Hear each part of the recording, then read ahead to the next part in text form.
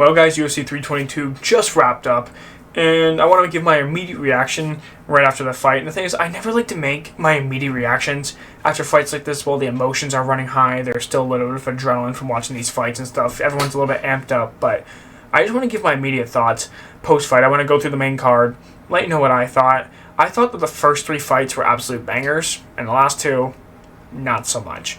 But we're going to get right into that. So we're going to start off with that main event. Islam Makhachev defeats JDM by way of decision.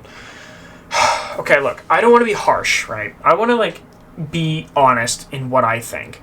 But I also don't want to be too mean to either fighter here, right? Islam Makhachev, yes, did not make that a fun fight to watch. Was it as bad as the co-main event? No, it wasn't that bad. But it was kind of bad, right? It was like a UFC BJJ event in a bit of a nutshell, right? But it's not just his fault. JDM's lack of ability to get back up to the feet was very apparent.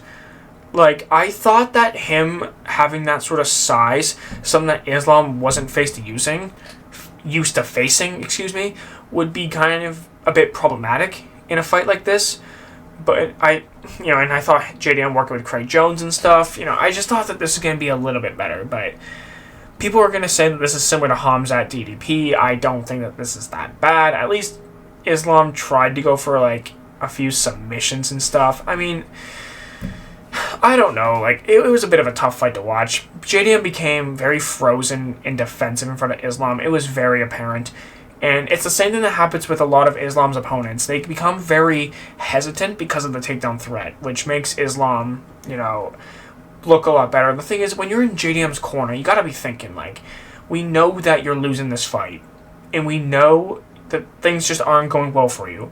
But if you're going to get taken down regardless, you might as well throw it all out there, because you're going to get taken down either way. So you might as well at least try. And, JDM didn't throw any knees, any uppercuts, nothing really to deter Islam from shooting takedowns. JDM has a fantastic timed knee on takedowns, but I think it's because Islam was just shooting so fast that JDM just wasn't able to react. The speed difference was very apparent in this fight. But this was a good win for Islam. Does it make him number one pound for pound? Does it put him over Ilia Topuria? I gotta say no, man. I'm not... Okay. See, this is one of those things that's extremely frustrating because people think I'm some Islam hater, right? I want to give Islam praise, right? He did fantastic. He dominated this fight. He controlled the action. Why risk it? I understand. But I can't give you praise when you're beating JDM in this sort of fashion where you didn't really do any damage at all. You kind of went for one or two submission attempts. Ilia Topuria knocked out Charles Oliveira in the first round. It's a difference. It's just a big difference, man. I still have Islam number 2 pound for pound. I'm not trying to hate on the guy. It's so frustrating because, I want to, give him the praise. I want to be able to say he's number 1 pound for pound because I don't hate the guy. But when you watch a performance like that, how can you say he's number 1 pound for pound? I guess in the sense that he was able to dominate for 5 rounds, I guess you could say that it wasn't a fluke. Maybe I'm just a bit agitated because that fight was also a bit boring. I'd have to, go back, watch it. I'm not going to go back and watch it, though. Not anytime soon. That was a hard watch. That was a very hard fight for me to watch, personally. But what's next for these guys? Okay, so Islam Makhachev called out Kamaru Usman before. I don't like that fight. I don't like it for Usman at this point, and I think it kind of makes it seem like Islam's cherry-picking, but let's say they go down that route and they do Kamaru Usman. So then JDM should probably be fighting... It's tough to say.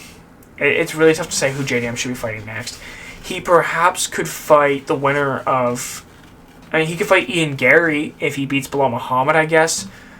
I don't know. It's tough. The welterweight division, it's in a bit of shambles right now with who's the number 1 contender. It's going to be a bit crazy up in here momentarily.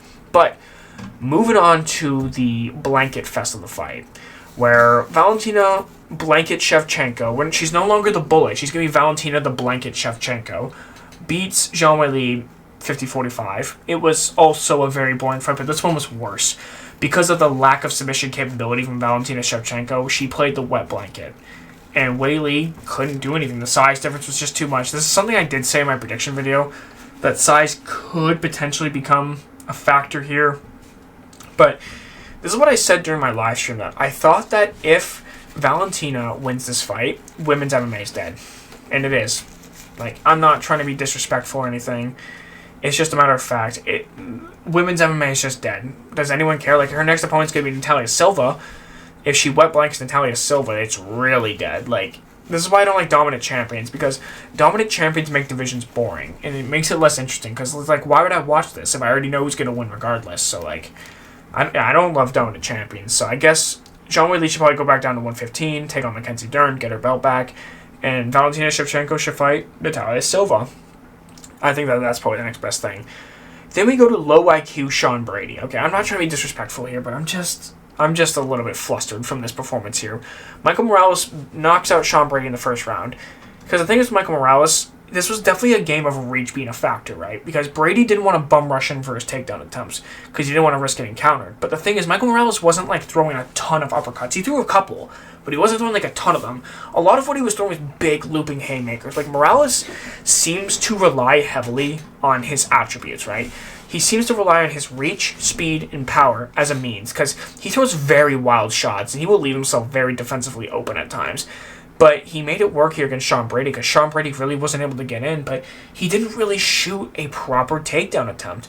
The one time he kind of tried, it was like a half-hearted attempt, Morales easily defended it. So, like, he wants the next title shot.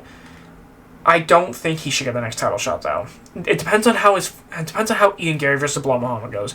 If Ian Gary wins, then he should get the next title shot. If he loses, then I think that Michael Morales should get the next title shot. But I'd prefer to see him versus Carlos Prates.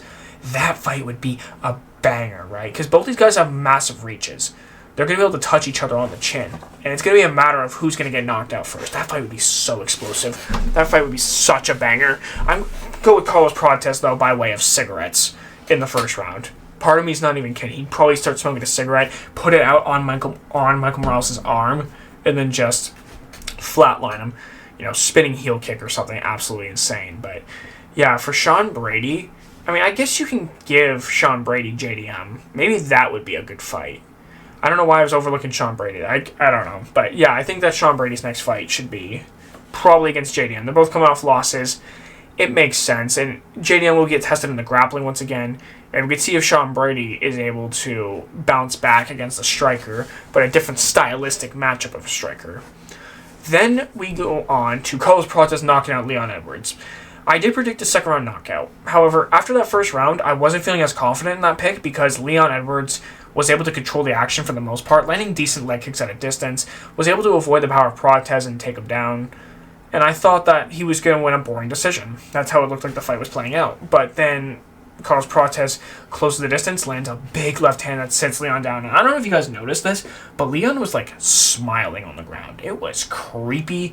Like, even when he got knocked out, he was like, it was creepy to watch. I'm not going to lie to you, but it was a good way for Carlos Prates. I want to see him fight Michael Morales. I think that would be a banger of a fight. And as for Leon Edwards, it kind of depends on the trajectory, like on what you're thinking here. Give him Joaquin Buckley.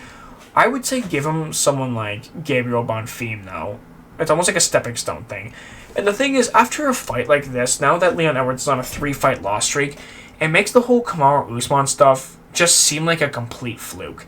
Right? I'm not saying it was. He set the shot up, but like he historically was not a knockout artist. I said that going into this fight, and it's kind of proven to be true. Leon Edwards' style just doesn't do very well. Like, against a lot of fighters. It only works against a very specific type of a very defensive striker. That's kind of the way that Leon Edwards generally does. Like, he was only able to knock out Kamaru Usman when Usman started playing defensive. But I don't want to take too much away from Leon Edwards. I know he's a great fighter. He's got a lot of capability. He just doesn't use it sometimes. It's kind of unfortunate. Then we move on to BSD knocking out Beneil Dariush in 16 seconds. I mean, I didn't see it coming, but Beneil Dariush exchanged in the clinch, and he got clipped and knocked out. And Beneil Dariush doesn't have a great chin.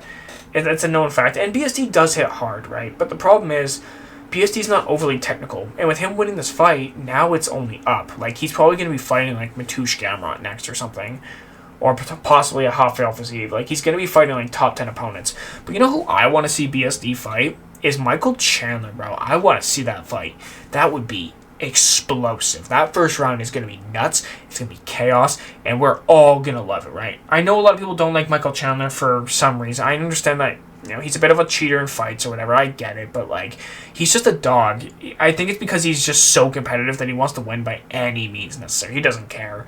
But yeah, I'd love to see that fight. As for Beneil Dariush, I don't know. Maybe give him like Mauricio Huffy. Give him another grappler. Come on, let's get it. But yeah, this is my immediate reaction to the UFC 322 main card. Thank you guys so much for watching, and I will be doing a whole matchmaking video after this. I was kind of just going off my thoughts of initially after the fight. So thank you guys so much for watching. If you guys enjoyed, make sure to leave a thumbs up, make sure to subscribe, and I'll see you guys later. Peace. I can't believe I hit that. That's crazy.